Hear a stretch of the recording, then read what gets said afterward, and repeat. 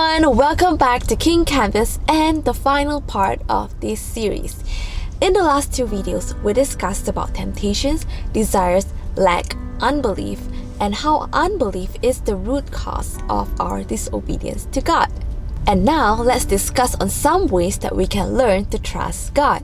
Of course, there are many ways, but these are some that God has impressed upon my heart. Number 1. We need to understand the heart of the Father. Sometimes, after reading a series of God's commandments, you would get the feeling that God is just a mean divine being that's waiting to punish us whenever we make a wrong move. Or sometimes you might feel like God is just a party pooper. Like He just doesn't want us to have fun. As if following His precepts would mean that we'll be stripped from enjoyment to become some doll that pretends that they have it all together. And to think that God finds that pleasing? Well, that is all far from true. Remember, God is the one who designed and created sex. Jesus turned water into wine. God gave us the power to make wealth, and He literally gave us the command to take dominion and subdue the earth. The problem with us and human nature is that we lack self-control. And many of us will consciously or subconsciously become dependent on it, thinking that it will grant us the fulfillment that we are searching for. But the key is this: when we learn to understand that none of these treasures on earth will be able to satisfy the fulfillment that our soul searches for, then we will be able to enjoy these treasures without becoming slaves to it. This is when we'll be able to enjoy sex in its intended manner, we'll be able to become good stewards of money, and to be humble in power and leadership. And this is where God's commands come in. His precepts are not there to restrict us, it is there to protect us. He has prepared proper boundaries for us so that we can experience real freedom. Secondly, we need to learn to trust the consistent character of God.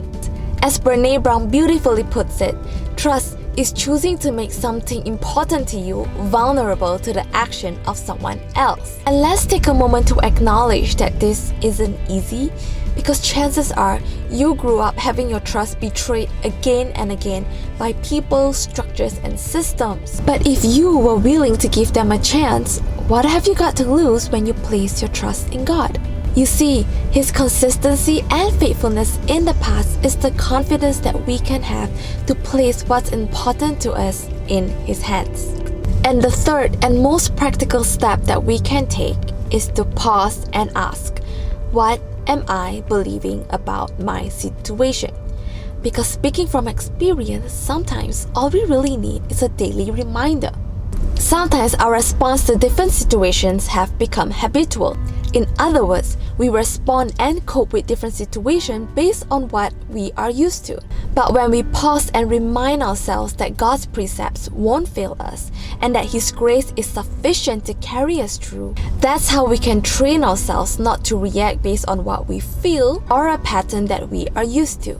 That's why the renewing of the mind needs to take place daily, because you and I both know that we need the reminder. The simple act of pausing before responding makes a big difference. And lastly, just remember, your journey of walking away from your dysfunctional pattern, it will not be perfect. But walk in accountability, rest in God's willingness to forgive you again and again, and remember that God's mercy is new every single morning.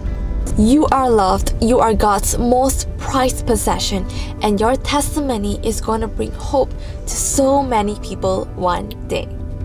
Remember to encourage and empower one another in truth and in love, one conversation at a time, and I will see you next time. Bye!